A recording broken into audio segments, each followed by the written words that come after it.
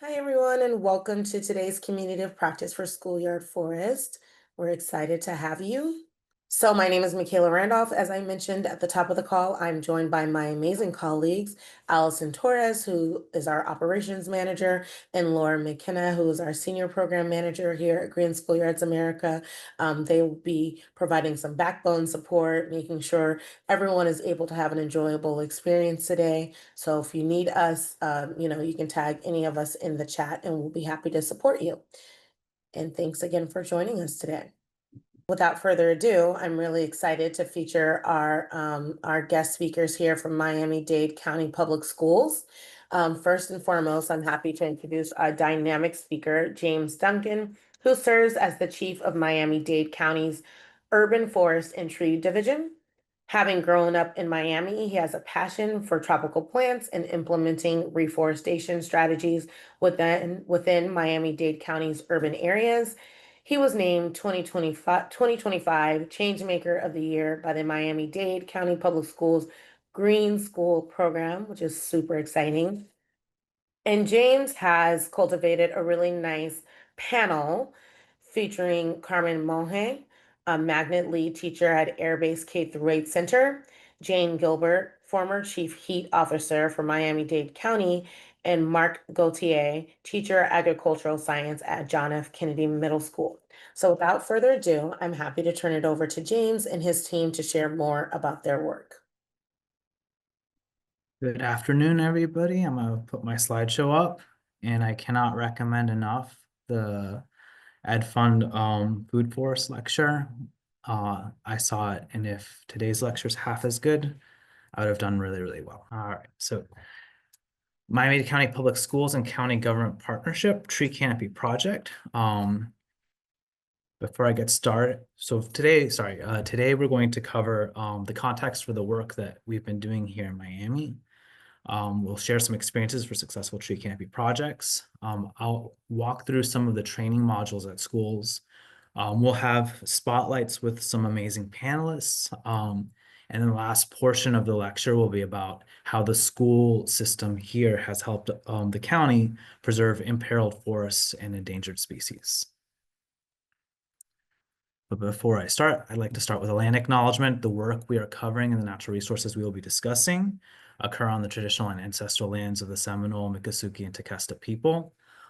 This image is taken from a Tequesta midden in one of the preserves the county manages, and it's overlooking a freshwater spring in the middle of a mangrove forest near in urban Miami-Dade County.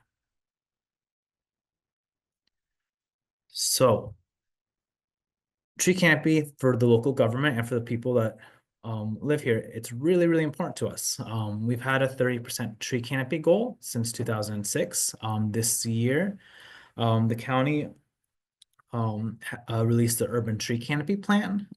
Recent canopy assessments show approximately 19% tree canopy, but there's some challenges too. For county government, the portion that I represent, we don't own all the land, and that's pretty key to having trees. Also, tree decisions and kind of forest decisions, they're baked in through urban planning. Lower income, lower canopy neighborhoods have less space and more tree conflicts. They have tighter roads with less public property and in terms of the street space for trees, but that's not the full story, because there's huge opportunities in institutional properties or community properties. These are government facilities like libraries, parks, and then most importantly, schools. Denser neighborhoods have more schools, and these schools have a lot of space. And people do really care about this issue, which is great, but it's also because our phones light up with news reports like these, that there's flooding, there's an increasing heat waves, heat temperatures. And while trees and forest canopy, they don't stop any of these, they do help all of these. So that's a key that makes tree canopy and and forests a key priority for local government. So how do we interact with the school system on creating urban tree canopy projects at schools? So over the years, I've been lucky enough to create kind of a series of trainings or materials, and they really do have two audiences. One is that this is STEAM approved curriculum for teachers. So the school board has approved some of the training materials that you guys will see today for teachers to teach in STEAM programs. It's also helping identify opportunities for facility managers, and these are usually people, usually principals. Sometimes it's teachers, and both of these is thanks to partnerships. So the MDCPS, Miami-Dade County Public School System, curriculum approval was thanks to a partnership with the Jane Foundation's Piano Slam program, and getting a foot in the door with these schools is thanks to my MDCPS's first resilience officer, now resource efficiency officer, and the district operational staff. We break up the school districts into three kind of sub-districts, and all three districts are super helpful and participatory. So we take a property like the one that you see to the right, where in this case, there's a fair amount of tree canopy, and we do kind of analyses and identify potential.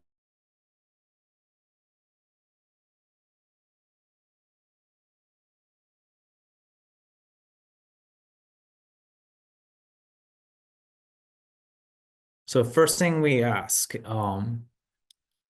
after introducing ourselves is, what are the considerations for trees at schools? So we ask these series of questions to kind of put some food for thought. Who are the user stakeholders that would benefit from trees? Who will be put at risk? There is not every tree is a great tree. Sometimes people put the wrong trees in the wrong places. Who maintains the land? So what is the maintenance of the school or look like? Don't was a small something that be maintained at all. What are the use opportunities? What programs are there in science and education and agriculture and in food sciences? What are common complaints? And it's actually something that we ask because almost every school will have a complaint about a tree. So we like to get those up front and tell folks, hey, this is how it's going to be. What are there spaces for outdoor gathering? We ask about different kinds of cover types. And we talk about the benefits of the trees. So just like low canopies baked into the planning of certain neighborhoods, heat is baked into the planning of schools, because schools tend to have large concrete, large impervious surface area spaces coupled with athletic fields or open fields that have no trees. That means surface temperatures can be quite high. This is a snapshot of a school, and you can kind of see a temperature anomaly forming over the school. So we inform the decision makers and the students in the curriculum the effect the temperature has. Flooding is really common here, and it's really important. It can be mitigated by trees. So we educate folks about flooding concerns. Then there's other components that we try to address up front. Wind protection. People think during hurricanes that a tree falling is a terrible thing, and it is a terrible thing. But it also broke up the wind and what's behind that tree. So we get people to think about the services the tree provides. And then we talk beautification, beautification, beautification, and programming. The way I like to approach greening a school is educating on different tree planting models or tree planting approaches. And I kind of pick three. I have kind of what I explain as a residential style tree planting, which is like a single tree or multiple trees, usually for beautification, but you're not really engineering the planting for ecosystem services. or really for large scale programming. But these are definitely iconic spaces, and they really help with beautification. And then I try to get people to think about institutional plantings, and typically a large grouping of tree plantings, they'll provide they'll mimic some of the services that forests provide. A group of trees tends to provide a lot of environmental services than an individual tree. And with, I would say, half the schools, we may start with a residential planting or like a smaller planting, and then it'll lead up in phase 2 to a larger grouping planting. And then people haven't really taken me up on this until recently, but I also like to try to explain models on land conversion where we restore portions of property back to its native habitat. This photo is a demonstration orchard at an agricultural school called Turner Tech. This planting is kind of what I mean by residential style. It's kind of like a group of trees for beautification. This planting was actually not done at a school, but I wanted to give a little spotlight on it because it was done at a juvenile justice center. And one of the things that that was important to highlight for this project is that planting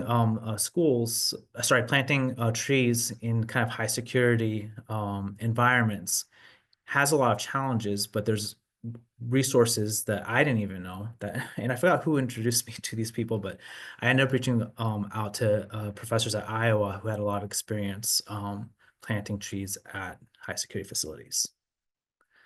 And then here are the groupings of trees, and I'm going to share my favorite reforestation project in a second. Well, I'm not, one of my panelists is. But you do have to put a lot of thought into like these larger plantings. People tend to have a lot of concerns up front, but if you walk them through it, they tend to get very excited in the end. And then finally, land conversion.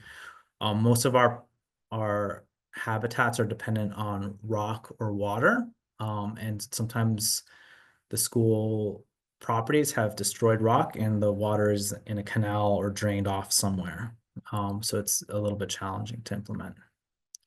But this is what kind of creating a blue-green space, a restoration project looks like. This was a former homestead. And this is what it looks like in just 4 years. Things grow really fast here. So the other thing that we walk through is tree maintenance model. We emphasize right tree, right place, minimizing conflicts. There's a chart that I love that was put out in a paper by Laura Roman in the Northeastern U.S. Forest Service Center. We really try to explore stakeholder utilization, and we try to leverage the location. We always ask people, what are the trees around the school that you like, that you get compliments about, or that are beautiful in the neighborhood? Because those trees do well here, and they could do well on your school property. And another thing that we try to engage folks in is we try to form a longer term relationship about a growing mentality versus a planting mentality. Even when somebody's really excited to plant a bunch of trees, they may not think about the relationship that you have to have with those trees, especially in the first 5 years. And then we explore kind of like the bad things about why do plantings fail. And there's generally here in Miami, we find kind of 4 reasons why. We have poor planning, the temporary tree, the wrong tree, wrong place. The maintenance model wasn't thought out. Planting a tree versus growing a tree, they may not even have an establishment period for a tree. Probably the best maintenance model I've ever seen is the Ed Fund, which you can learn about from last year's lecture. And then there's landscape incompatibility. If you are depending on a general service provider to weed a specialized forest, it's not going to happen. They'll cut grass, they'll form shrubs, and they will sometimes trim your trees properly. But there can be incompatibility in your plantings where shrubs can overtake a tree, they can become ladders for invasive vines, and result in people just giving up and clearing out the entire project, like that photo. And then I like to play a game with students because almost every schoolyard has a dead tree. Why did the tree die? It's almost always because the base has been weed whacked. And now one of the nice things that I've been doing the past, I think, 2 years is incorporating in our outreach, giving away tree guards. So I always like to thank the decision maker or the students. We try to talk about the projects that we've been doing in the neighborhood. We actually have a maintenance agreement with the Miami-Dade County Public School System of it's a 2-pager of how to maintain the plantings. That 2-pager now has a training video, a 4-minute training video with it. If folks are a little hesitant on big projects, we encourage pilot projects, and then we tell them, ask them for ideas from their end. So again, one of my favorite projects was in 2020. It was a forest style planting that was kind of like a COVID project. We had a lot of trees that we were going to give away to the members of the public, but then we couldn't. And with that, I'd like to introduce Marc. And go ahead, Marc. I'll put myself on mute. When you're ready for me to play the next slide, I will play. Good afternoon, everyone. My name is Marc Gauthier. I'm a middle school teacher. I am also lucky enough to be an advisor for a Future Farmers of America chapter here in North Miami Beach. The way James and I came about meeting was actually quite interesting. As a teacher of 200 to 300 students in agriculture, we were looking for a way for our kids to get more involved in the community. So originally we reached out as potentially a location for us to do what they call the Adopt a Tree program. Members of the community will come to a central location somewhere within that neighborhood, and Miami-Dade County is beautiful enough to donate between 2 and 4 trees, depending on availability, location, etc. Unfortunately, COVID kicked in at about this time, so Miami-Dade County found themselves with a excess of trees that were available for distribution, and I'm still looking for ways to get our kids involved.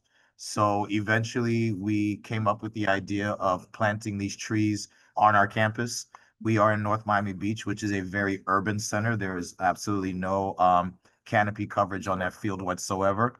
So between a collaboration between Miami-Dade County, our school, some community service organizations such as the Citizens for Better South Florida, we were able to plant 300 plus trees on campus along the perimeter of our PE field.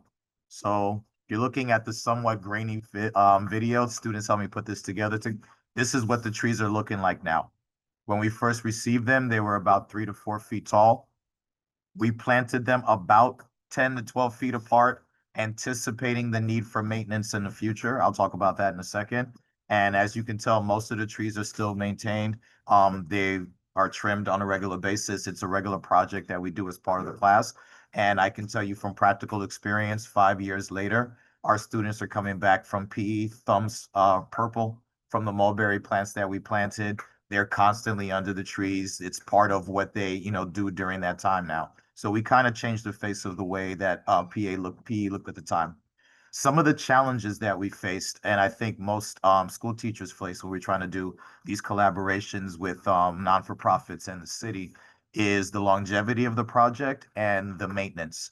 Again, Miami-Dade County was amazing because these resources were available during COVID. They provided for us a watering truck for that first 3 months to help acclimate and adjust the trees to the area. They were able to provide, a very small but necessary budget to be able to do some tree guards, some mulching, things to get us started. We have been able to maintain it, but I can honestly say that's been our #1 challenge. In the 6 years I've been here, we are on our 3rd principal. We are on our, I believe, 2nd or 3rd custodial manager. So the biggest handicap that we've had is being able to explain and bring people on board as to what we're doing and to be able to maintain those resources from year to year to keep the things going consistently. So we are the proud recipients of a Tree City recognition from the Arbor Day Foundation. For from the first year that we put the trees in the ground, we applied for this new recognition. And if you notice, the young lady holding the plaque is the student in charge of our tree committee. So along with volunteers, once a week after school, we go and we do the basic mulching, the little things that need to be done. Without the financial support, without the labor support from some of our community service providers, without me having this class to have these students with a designated time to do it, it is a bit of a challenge. But it's been an amazing progress. As you can see from the picture on the bottom, the trees are a good 10 to 12 feet now. And it's been an amazing addition to our program. Thanks, Mark. And we're gonna have a panelist discussion at the end of the presentation. I deleted a slide by accident. Sorry. So that's what Mark explained was a grassroots experience. And it really led to kind of like a supercharged formal partnership in the form of an MOU, and it has responsibilities for public schools. It has responsibilities for the county, and it has responsibilities for the that we're jointly undertaking. And to explain more about the MOU and advancing tree canopy in Miami-Dade County schools, it's my pleasure to introduce Jane Gilbert, the former Chief Heat Officer of Miami-Dade County, because she was a driver of this piece. Thanks, James. It's a pleasure to be on this webinar with all of you today, and particularly James, who was my partner in crime in all urban forestry initiatives at the county. And as you could see, he's just a depth of knowledge on how to make these things work and last, and has the scars to show through the process of what to avoid. But anyway, so I just wanted to, these are great initiatives. A lot of you have questions of how do you get the leadership, political will, how do you get the funding, how do you scale these initiatives? And I wanted to talk through a few drivers of what I've seen, and this is an ongoing work in progress, right? We're not like, check, done. This is an ongoing cycle that we need to do. So first, we had really compelling data, both from the countywide tree canopy assessment, which showed which areas throughout the county had the lowest tree canopy, and they lined up very well with our lowest income neighborhoods. And then when I came on board, we did a heat vulnerability assessment that also showed those neighborhoods having heat-related illnesses at levels 4 times other neighborhoods. 4 times the amount of people were ending up in the hospital, emergency room, hospitalization with heat-related illness in certain neighborhoods that were low canopy, low income than other neighborhoods.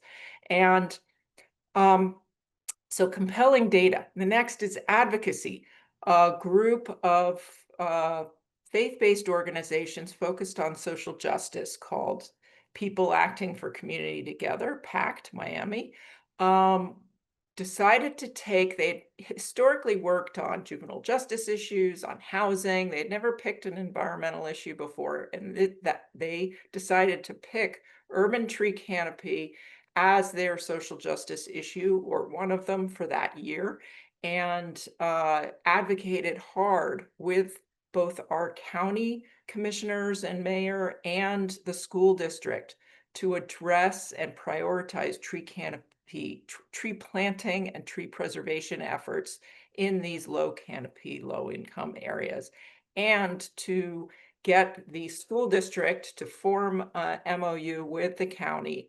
And it was through that advocacy from that group, PAC Miami, and a sustainability committee from the Parent Teachers Association that really led to this very robust MOU that requires the school district to really take maintenance and training seriously, thankfully with leadership from the county to provide that support, since the school district doesn't have that support in-house. And, historically, James had been doing this with Marc, with others, as one-off, one school at a time. this allowed for leadership to make sure that as principals change and maintenance leaders change, that you can refer to the fact that this is part of a district-wide agreement with the county to realize these goals.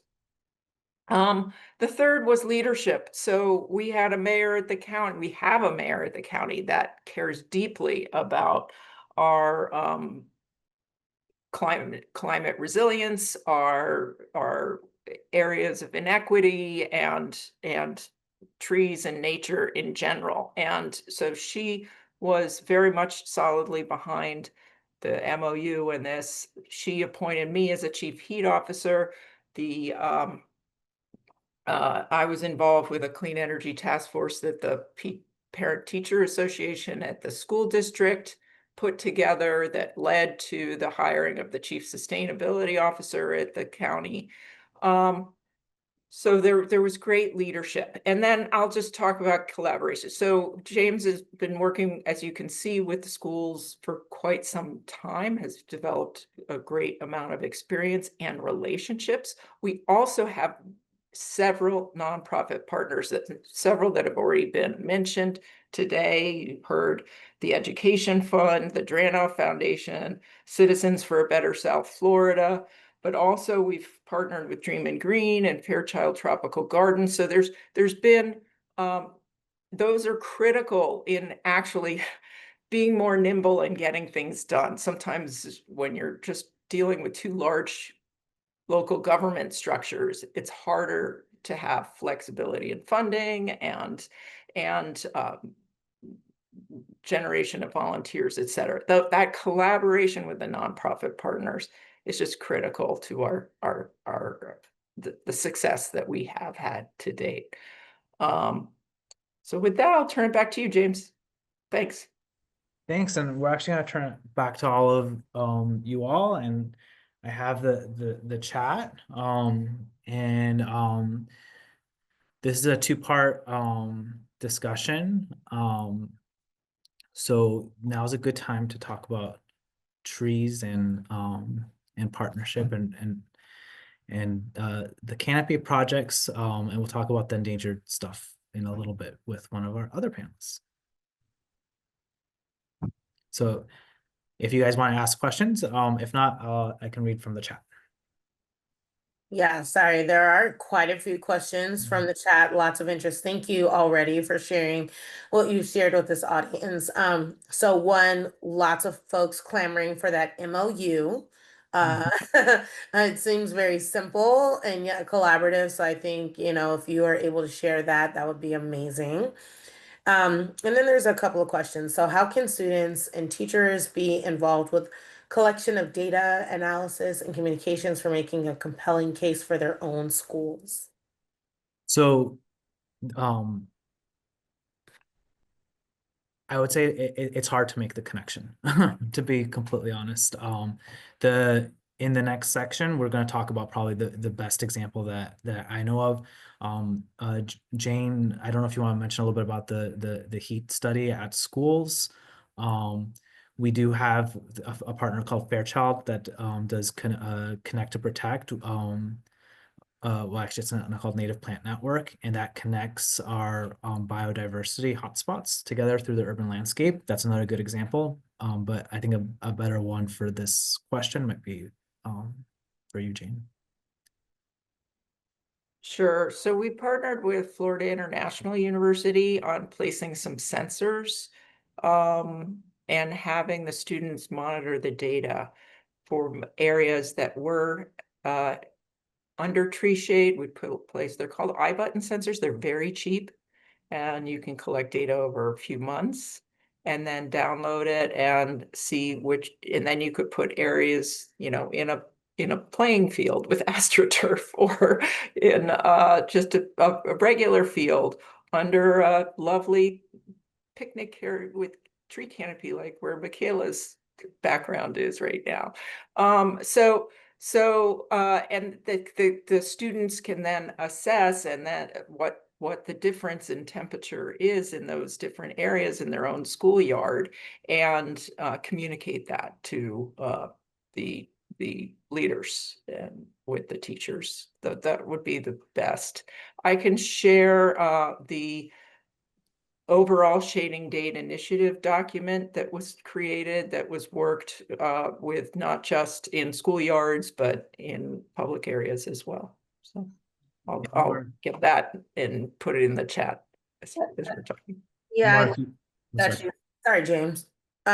I was gonna say, I love that you mentioned just the university partnership, and Ann Brown in the chat says getting teachers to use them can be a challenge, but now that they have a climate literacy resolution, perhaps there will be more interest in bringing in community partners to help facilitate use of monitoring tools. So I do love, that higher ed partnership. I think we've seen some success also in California with different university partners, coming out to kind of take those measurements and supporting the utilization of those types of tools, because I think data drives policy change and practices ideally too. So that's great. Thank you.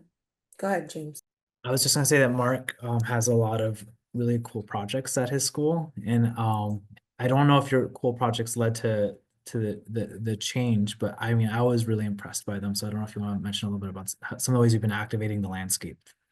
Well, interestingly enough, my background is not in this area at all. I was primarily a science instructor preparing kids for state testing, and this entire initiative started off as something that I can do to enrich those kids that had the background while we were trying to, get everybody at a level of equity for the testing.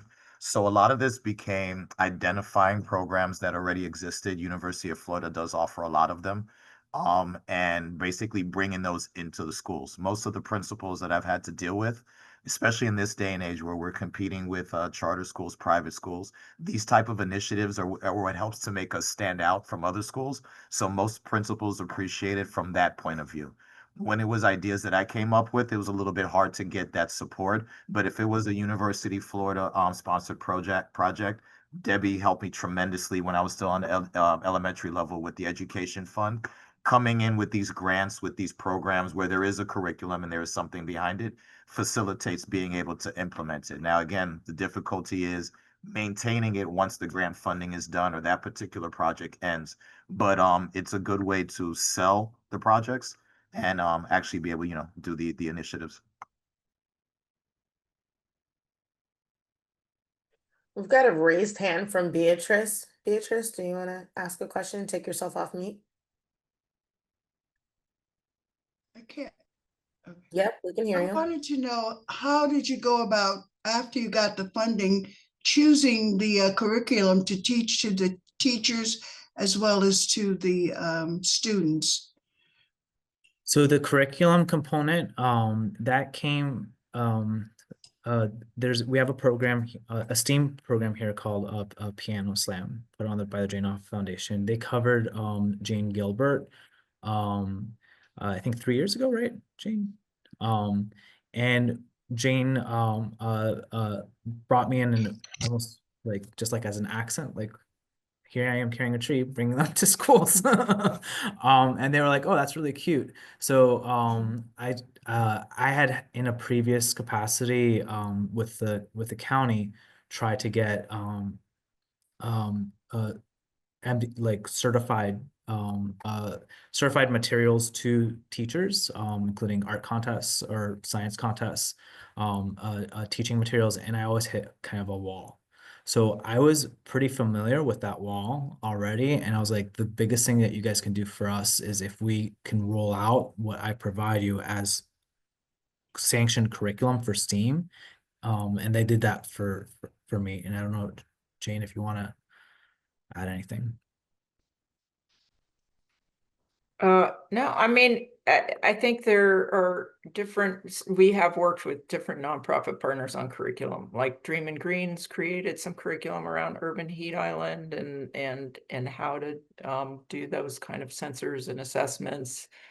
Fairchild has also, so we've really worked with different, the education fund has robust curriculum for their food forests. So I think it's really been through them that have teachers, veteran teachers who know how to create lesson plans that work.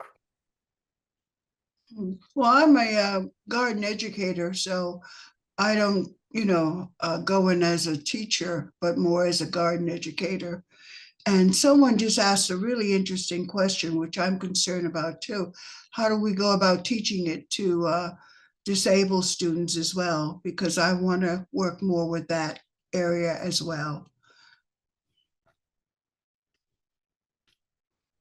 Um, I'm in California. I'm in the Bay Area here. I'm not in Florida.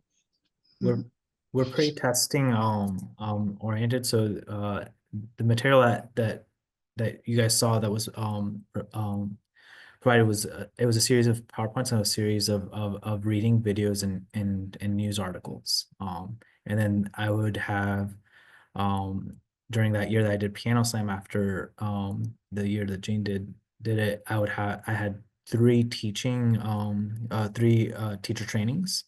And that's where kind of like it was left off. But we also have a second part, which we probably need to get to. If it's okay to start the second part, yeah. All right. Go ahead. Thanks so much, everyone. I was gonna have you guys asked interesting questions. I'm not quite ready. Let me see. Aha. Okay. So, partnering with Miami County Public Schools to save endangered forests. My background is in ecology. I am an ecologist, and that's kind of how I approach a lot of my work. And the school district had like a really unique position to save a special kind of forest. This forest is incredibly imperiled.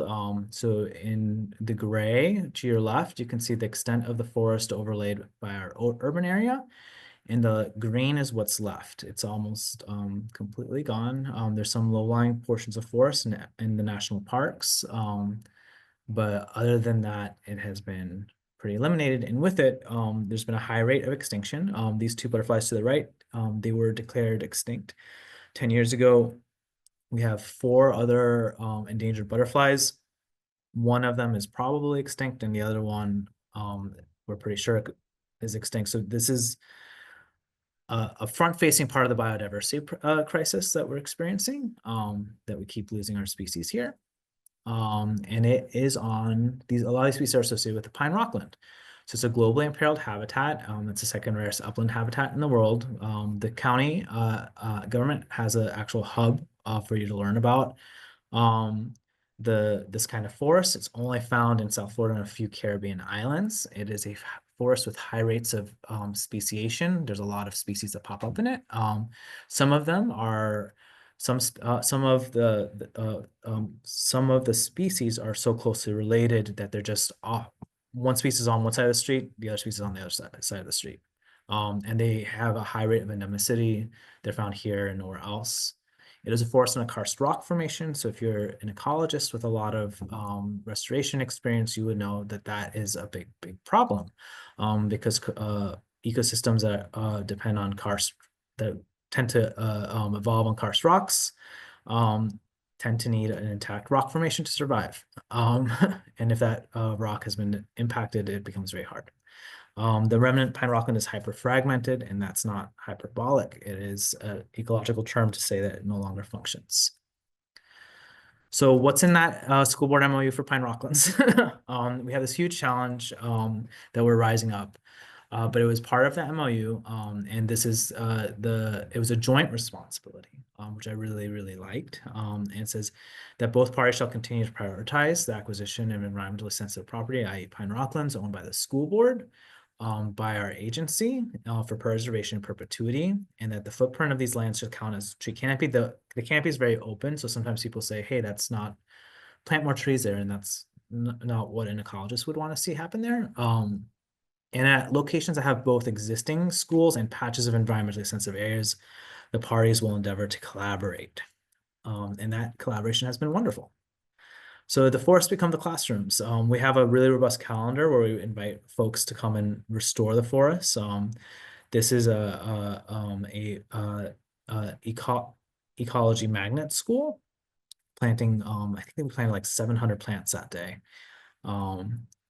And we actually purchased property from the school board. In 2019, we purchased 2 properties, and this property had been historically impacted in 1985.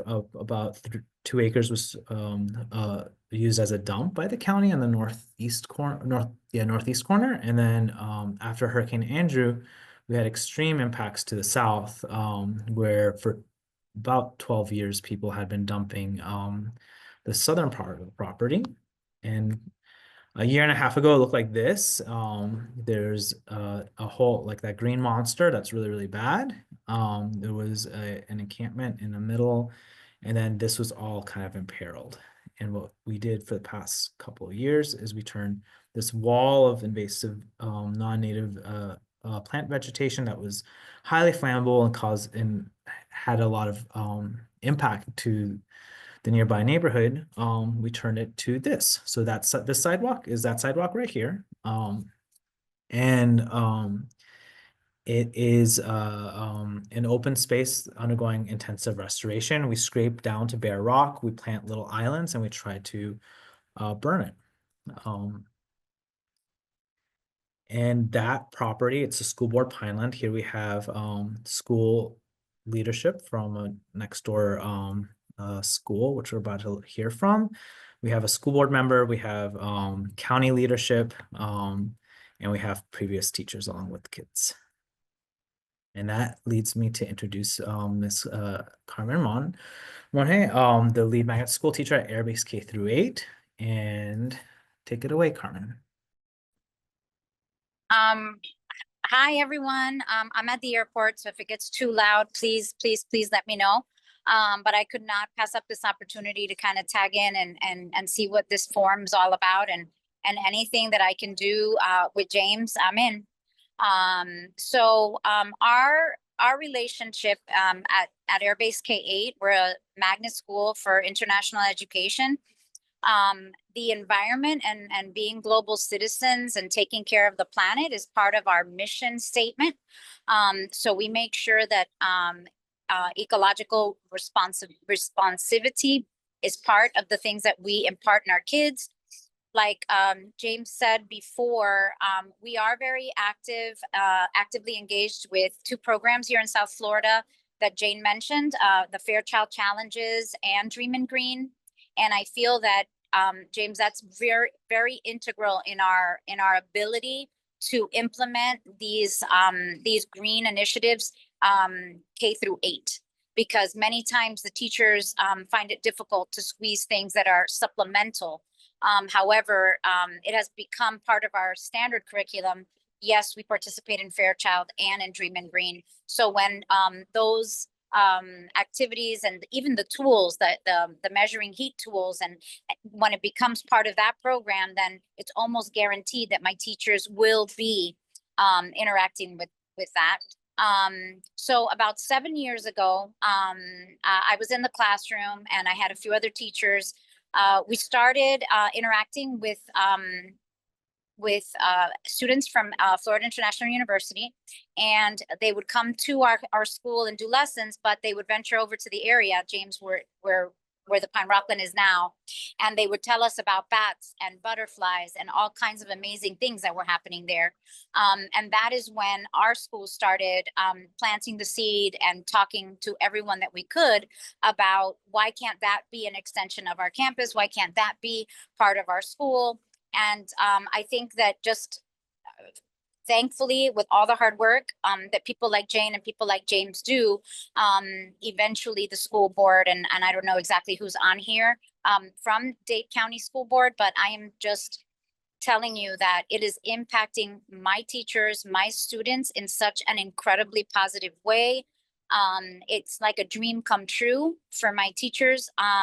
They finally see that good happens and we all want to save the planet, and it's not just a cliche on a mug. And it's really restored the faith that my teachers have. So I'm just so happy to be a part of it. James and I took students last year for the first planting, and then a year later we took them again. They were able to see the growth The first year we took 33 students, now we took 45.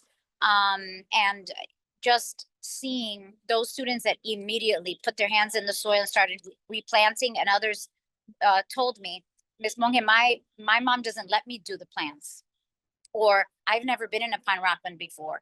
So I'm just really excited about being part of this project. And to my colleague, Mr. Gauthier, here in South Florida, we're having a battle, a war declared on our public schools. I am a magnet school, which means that 100% of my students could walk out tomorrow. So we really do have to watch the charter schools that are around and make sure that we are offering something different, something more, something that is public, so that our parents see that, yes, the academic rigor is there, but also we're creating citizens, individual humans that the parents are going to want to see into the world. So this whole relationship with the Pine Rockland, with James, has only been positive things for us. I've had only one change of administration. So Marc, I feel you. That is terrible to have your administration being switched around like that. I had one switch, and thankfully he's finally coming around, and he's finally seeing that this attention is good attention and this support is good support. And so, yeah, it's just been a great experience. And James, I don't know if there's anything else you wanted me to cover. Thank you so much. We did a planting at the school last year, and it was kind of like an accent planting. And this month, or I think we're still on track for this month, we're going to be installing a 900 large tree arboretum connecting the athletic field at Airbase K-8 to the Pine Rockland. The full vision is what Carly Pulido, the resource efficiency officer, former resilience officer, has called a living laboratory, and this is our first one. And related to some of the pressures that Ms. Monge mentioned, MDCPS continues to facilitate acquisition through many avenues. We're getting a property actually donated to us because the school board did not want it. It's a pine rockland with an endangered butterfly on it. It's not always a good thing. The context of selling land is the rise of public funding for private schools. The school board still owns two 20-acre pine rocklands in urban core. These are the only two things left. Large properties left, at least inside the urban core. There's a few in the ag areas, but that's it. And we're hoping to acquire them soon. And this has really taken off. Starting next week, 3 school campuses are getting pine rockland management for small fragments left on the campus. This is not stuff that we could ever buy, but it's stuff that we're invited to manage.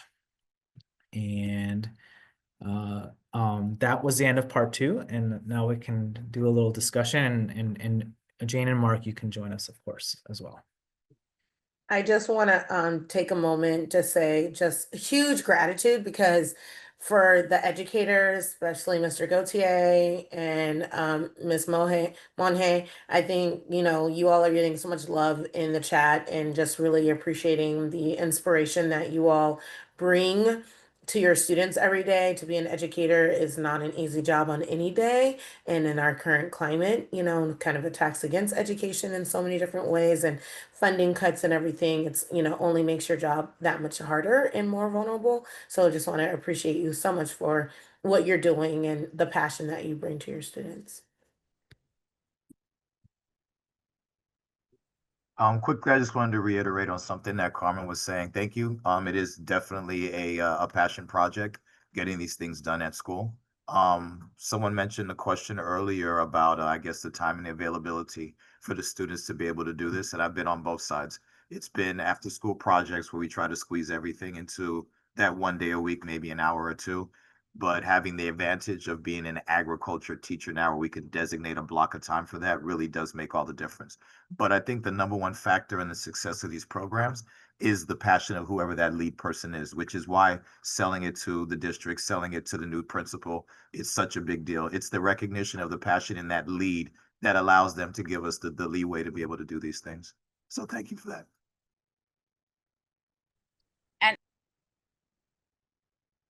You're muted. Hold on, let me, can you hear me? Okay, so, and to add to that, there are years and I don't have an ag class that I can tap into. However, I do count with, a very active and engaged, PTSA. So we have a gardening team, we have a beautification team. My magnets program has everything from the district commissioners' kids to landscaping companies. And it's like you said, Mark, you have to be flexible. This year, we're gonna do this because this is who I can count on. And oh, you're in my school now? Guess what? We're gonna do this and this and this and this and this. And so you just have to constantly be flexible and really engage others, like that. That's the most important thing, I think. If you can engage people, they have ownership. If they have ownership, they will just get magnetized by your excitement. And that's the key to everything. That's the key to the success. So thanks, Mark, for that. That's super important. I'd like to spend 1 minute to answer Joanna's question, because I think it's a really important question from my side of the table, which is how can you approach schools? And I think the number one thing to do is to essentially check yourself, because schools have so many priorities. And if you are going to approach a school, you have to recognize that your project is not probably ever have been thought on the table.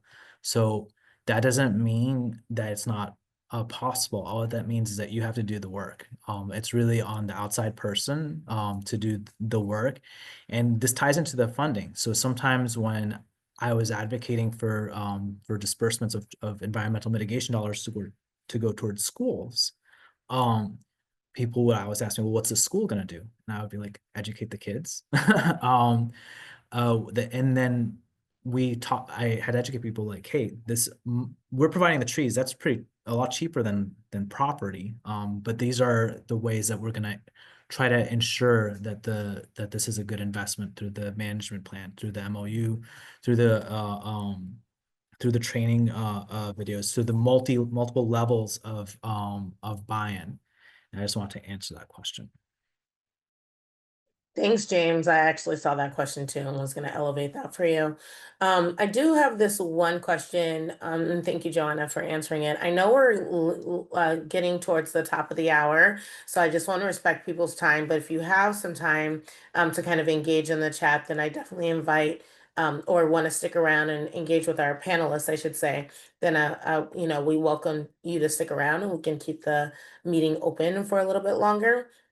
I did have this question I had actually put in the chat myself, where you kind of, James, spoke about, these kind of more destructive weather events that are happening and that kind of like destroy trees, etc. And I'm wondering how you balance the advocacy for like tree planting, right? When it's like, well, we just lost, I know in some places of the country, like, 100,000 trees, because of a derecho or whatever. So just wondering, like, how do you, in your role, frame that argument? I'll try to answer that question short in a small amount of time, but there's a couple of things to think about that. One is weather events, while it's really visible and very extreme in people's minds, it's actually not the thing that causes the tree canopy the loss the most. It's really pest and disease. Nothing has destroyed tree canopy like that. Second, we in Florida, for obvious reasons, have a huge amount of research on how trees interact with extreme weather. We have an entire center at the University of Florida that puts out kind of best in class scientific research on this. Some folks from the Midwest reach out to me or reach out to a group of collaborators, and I provided information about what the strategies are, what to look for. It has to go everything from debris staging to how do we trim our trees, how do we plant our trees. Another thing that kind of helps is looking within within the ecosystem. So in Miami, all our native trees, they're real familiar with hurricanes. So it's really when we plant exotic trees that they may do things like grow tall. or do things where they grow a large taproot instead of a large anchor root. So you have to be inspired by the local ecology, and then education on the protection and services that these things provide. Yes, a branch that goes down and blocks the roadway, but it blocks the wind. It absorbs the water. So that table, that little figure from Laura Roman, there's other ways of explaining that. In Marc's case, one of the things that he showed me an area of JFK Middle School that was flooding, and we planted a huge amount of red mulberries, which kind of like wet foot conditions, at least down here, and that flooding kind of went away. So it's really to kind of explore, educate, think, and lean on the resources.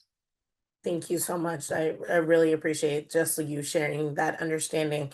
I don't know if folks, that are still on the line feel comfortable kind of unmuting and answering a question, or, Lauren, did I miss any key questions in the chat? I kind of lost track a little bit. I think we addressed most of them. And if there's anything that we dig through later, we'll try to reach out and answer them and include with the recording. But I just think this has been an incredible presentation and showing amazing work that is really inspiring. And I know that many people on the call are inspired. So yeah, thank you for taking your time to share your gift and your leadership with us today. Yeah, thank you so much. You're getting lots of gratitude also in the chat. So thank you, James and Marc, and Carmen, and who am I missing? Jane, thank you. Thank you all so much. This has been so engaging and so informative. And I feel like I need to take a trip to Miami-Dade to see so much of your great work that you've done. I mean, I'm trying to figure out how to get a little field trip to see some things in the field. And thank you so much for taking your time and spending some of your time with us this Thursday. Best of luck in all you do, and we'll see you next time. Thank you.